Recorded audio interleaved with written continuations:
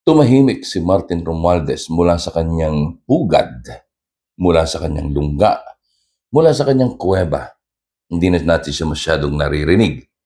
Pero mukhang hindi siya tumitigil sapagkat kapansin-pansin, parang dumami ang mga troll, dumami ang mga bayarang vlogger para magpakalat ng kung ano-anong bali-balita.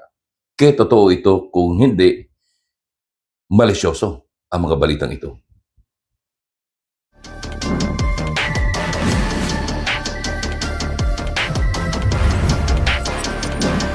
Dagundong, dagundong, dagundong, dagundong, dagundong. Magandang araw pong muli sa inyong lahat, mga kaibigan. Kumusta po kayo? Sana naman pong linggong lumipas at muli tayo po magkakasama-sama sa kabuuan po ng ating programa ngayon pong araw na ito. Dito sa YouTube. Ako pa rin po inyong yayamanin, sexy at swabing tagapag-komento dito po sa YouTube. Ang inyong lingkod, Ronnie Ramos po, hanggang may natutulog o nagtutulog-tulugan, hindi po tayo titigil.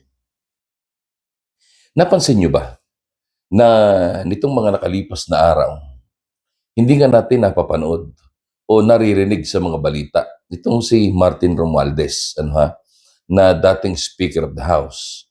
At ang patuloy na napapanood natin o naririnig ay di yung kanyang dami na si Congressman Faustino D. The third ng lalawigan po ng Isabela. Di ba? Kaya lang, kapansin-pansin na ang bawat reels, bawat story, bawat halos lahat ng post sa social media ay puro mga banat o kontra sa mga DDS, maligning them. Parang nakalimutan nila na hindi naman DDS ang kalaban nitong mga taong ito. Ang kalaban ho ninyo, kung sakali man, hindi DDS. Ang kalaban ninyo ay yung mga pinaniniwalaan ng DDS. Hindi ba ga? Nakapagtataka naman, sapagkat talagang derechahan na. Masyadong palasak. Wala nang profesionalidad, wala nang kahit na basta't masabi lang nila na itong mga DDS ay ganito, itong mga DDS ay ganyan, yung kanilang amo ay ganito, yung kanilang mga amo ay ganyan, etc., etc., etc., etc. Bla, bla, bla, bla, bla, bla, bla, bla. Pero kung papasinin po ninyo, itong mga sinasabi nila na ito, kaya totoo man yan o hindi, the way they say it is very malicious. Hindi ba ga? Merong pinatutungkol, merong laman, merong sabi nga ay Juan, merong subliminal meaning, hindi ba ga? Na merong gustong itanim sa isip ng ating mga kababayan na para malis siya ang kanilang mga usapin. Na nakapagtataka sapagkat hindi naman ganito itong mga taong ito nung araw. Hindi ganyan. Hindi ganyan.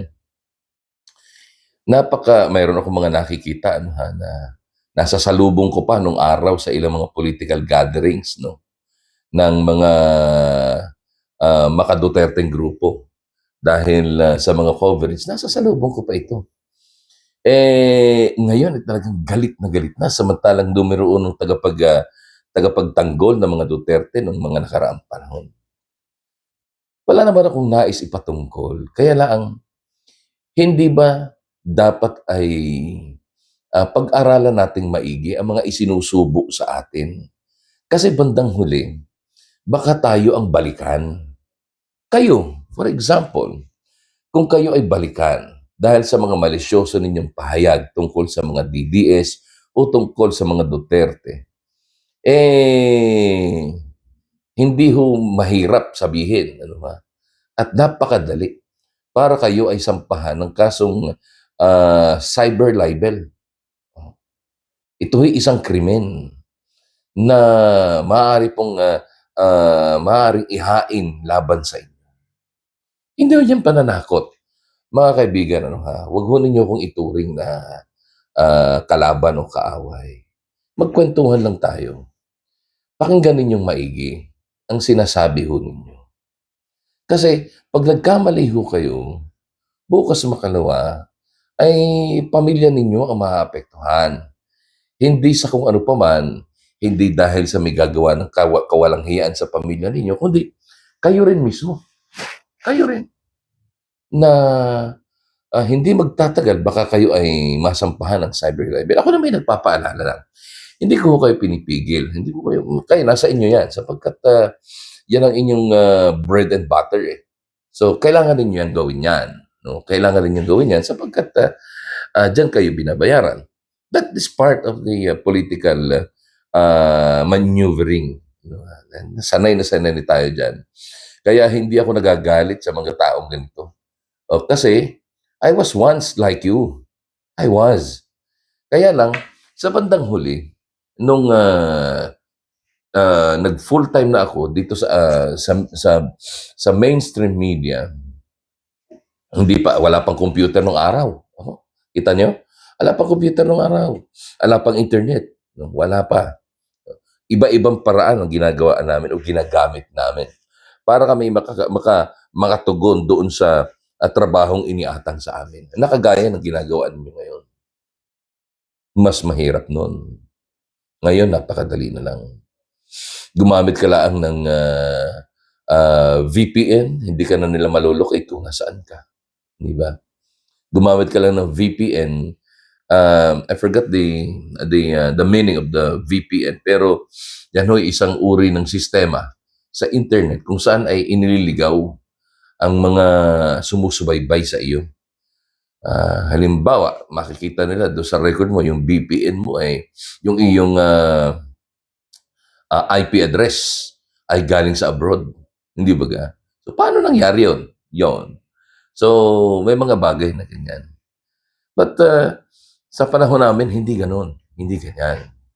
Kaya lang, there comes a time na kailangan mong pigilin ang sarili mo. There comes a time na kailangan mong pumili sa ginagawa mo. Itutuloy mo ba ang iyong trabaho bilang black ops? Di ba? Itutuloy mo ba ang iyong ginagawa ngayon pabor sa nagpapasweldo sa iyo? Di ba? So, ating naramdaman, dumating sa punto na kailangan tumigil ko na. Sapagkat, ang napapahiyaan na dito ay yung aking mga anak, ang aking pamilya. Dahil hindi naman tanga ang mga Pilipino. Hindi naman tanga ang mga lokalidad, ang mga mamamayan sa isang lokalidad. Hindi Alam nila ang totoong nangyayari. Nagpapabiktima lang sila kasi kailangan nila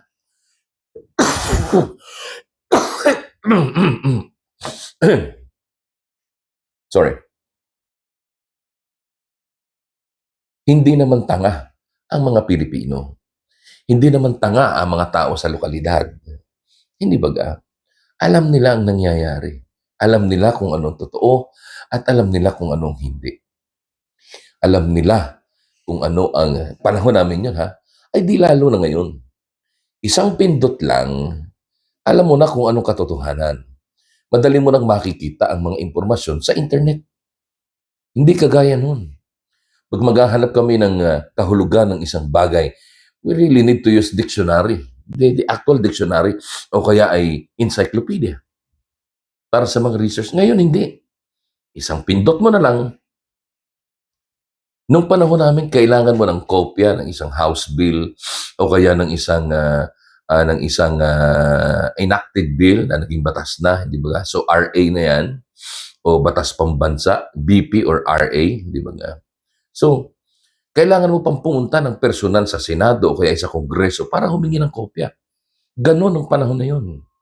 Ngayon, isang pindot mo na lang, nandyan na, bubulaga na sa iyo ang kopya ng isang batas na kailangan mo for you to be able to to know more or information of what you're doing. Diba? At saka, meron man tayong mabola o maloko, iilan lang yan. Iilan lang. Lalo sa ngayon, napakaliwanag mga kaibigan. Hindi naman ninyo maitatanggi.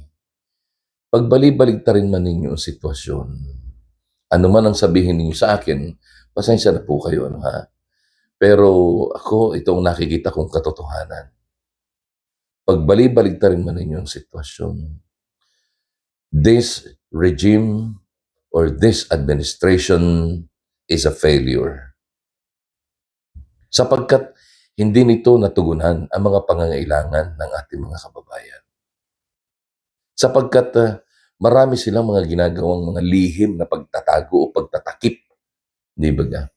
Kagaya na lang halimbawa ng mga bagay na pag ikaw ay magsasampa ng kaso laban sa isang government official, kailangan malakas ang ebidensya mo. Pag ikaw ay magsasampa ng kaso, so kailangan, yung alam mo yun, that even the president is trying to discourage you to file cases against somebody that may have taken many amount of peso from the flood control projects and other projects of the government na may mga SOP. Marami yan. Flood control project pa lamang ang ating pinag-uusapan. Sa Bulacan nga, sabi ng aking kaibigan, ay District 1 pala ang ang ating pinag-uusapan. Ay kami ay 6 na distrito. Bulacan pa lang yan. Ay anong distrito ka? Sabi ko doon sa kausap ko, ay kami po'y taga 4th District. Ay siya. But time will come, darating din sa kanila kung seryoso ang administrasyon nito. Pag-aralan. Maraming salamat po mga kaibigan. Hindi ko kayo kailangan pilitin.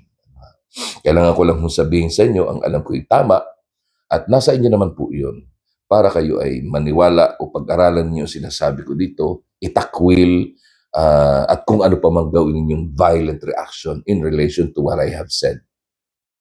Pero marami sa atin, aminin man ninyo o hindi, ay nagtutulog-tulugan, nagbubulag-bulagan. At yan ang ating misyon. Gisingin ang mga nagtutulog-tulugan, gaano man ito kahirap. Gagamitin natin ito ng maiingay na dagundong.